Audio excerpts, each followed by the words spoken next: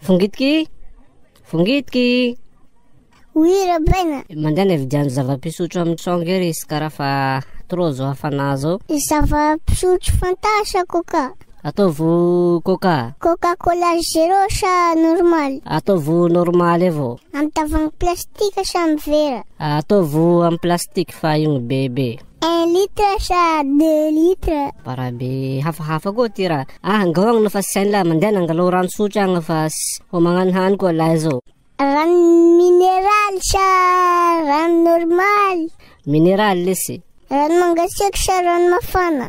Oh, parabe mipalia raha aminaha koa ty raha hobby hanghang ty a. Anariko ny lahy nafa misarisagna agny o mahazo zera aminaha lahy androany mbo toy zany lahy ty a. Se rano mihazo sa se rano mikiraro? No lesy parabe manao toetra amin'ny biby koa ty raha.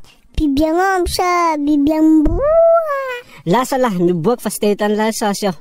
Amizao sa maray? Zao de zao, lasa lahy miboaky. Sao raika o sa eraka aminaha koa ano rabaina ra? Fa ilasy mandeho vonoko lahy.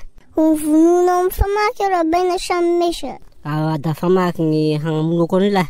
Tombohinao amin'ny tsoko sa hokisagnao mihisy lahy zalahy?